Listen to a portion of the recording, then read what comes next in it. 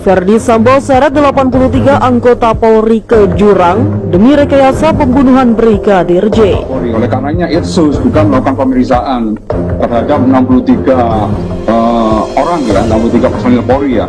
Dari 63 ini sudah dirumuskan sama Irsus 36 diantara sebagai terperiksa dan juga ditempatkan di tempat khusus. Ini nanti juga bekerja secara paralel Irsus dengan penyidikan. Itu pidana tersendiri itu kalau seandainya itu masuk pidana gitu.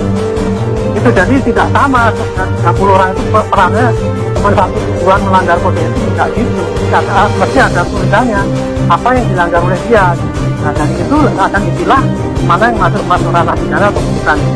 Maka sudah menjadi tanggung jawab Tim Sus gabungan yang terdiri dari Irwasum, Kabar Reskrim dan Propam akan melaksanakan audit investigasi terhadap 2 laporan polisi yang diterbitkan oleh Polres Jakarta Selatan.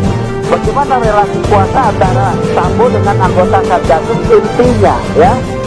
Ini yang dicari tahu ya, apakah karena relasi kuasa yang sangat kuat, dominan, sewenang-wenang yang berpotensi juga Satgasus disalahgunakan. Ya, siapapun yang terlibat di dalam proses tindak pidana tersebut tentunya kita akan tidak tegas.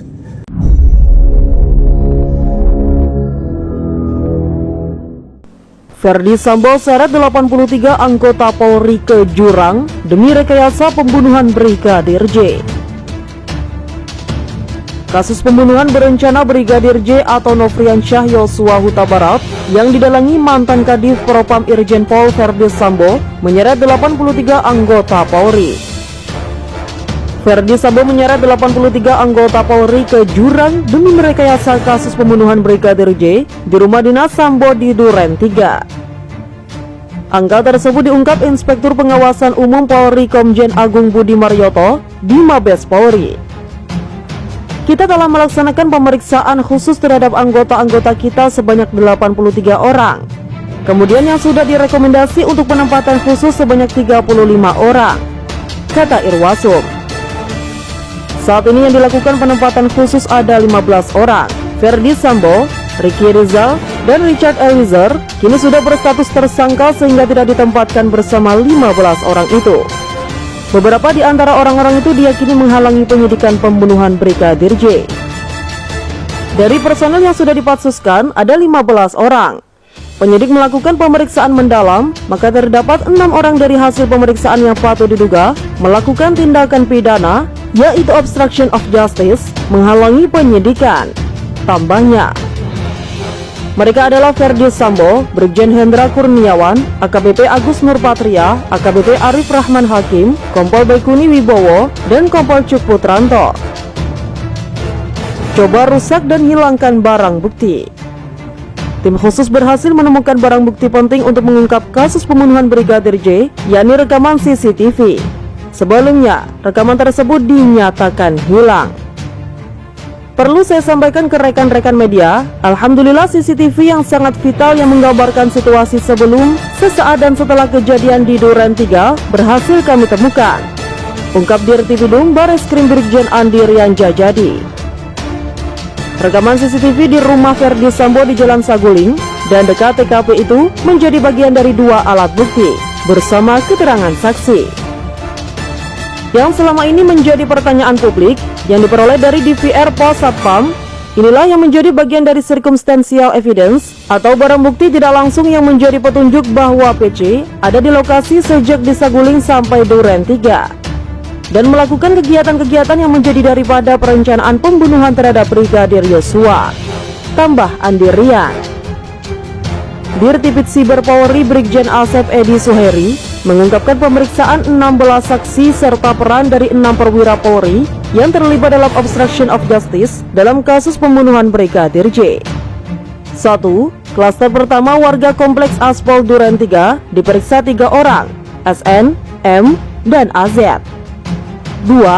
Klaster kedua yang melakukan pergantian DVR CCTV diperiksa 4 orang, AF, AKP IW, AKBP AC, Kompol AN.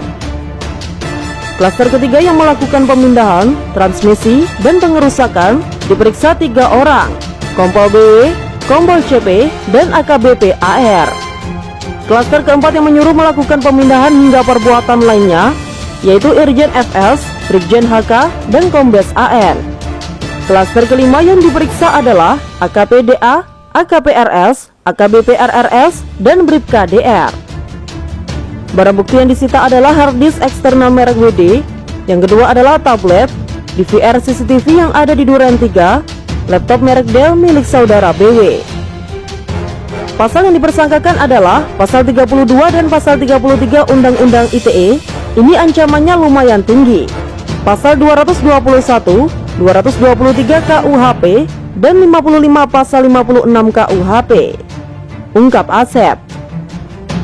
Pasal 32 UU ITE berbunyi, setiap orang dengan sengaja dan tanpa hak atau melawan hukum dengan cara apapun, mengubah, menambah, mengurangi, melakukan transmisi, merusak, menghilangkan, memindahkan, menyembunyikan suatu informasi elektronik dan atau dokumen elektronik milik orang lain atau milik publik.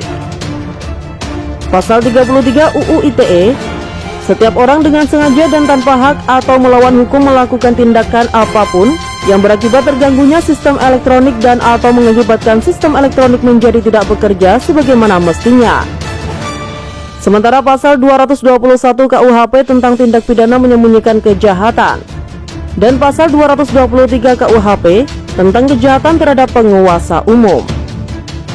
Saat ini sudah 5 orang yang berstatus tersangka dalam perkara tersebut. 1. Irjen Pol Verdi Sambo. 2. Barada E atau Richard Eliezer Pudihang Lumiu. 3. Bribka RR atau Ricky Rizal. 4. Kuat Ma'ruf.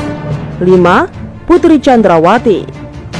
Kelima tersangka dijerat dengan pasal 340 KUHP tentang pembunuhan berencana, subsider pasal 338 tentang pembunuhan, Jungto pasal 55 tentang penyalahgunaan wewenang atau menganjurkan orang lain melakukan perbuatan, dan pasal 56 KUHP tentang turut serta membantu tindak kejahatan dengan ancaman hukuman maksimal hukuman mati atau pidana penjara seumur hidup atau selama-lamanya 20 tahun.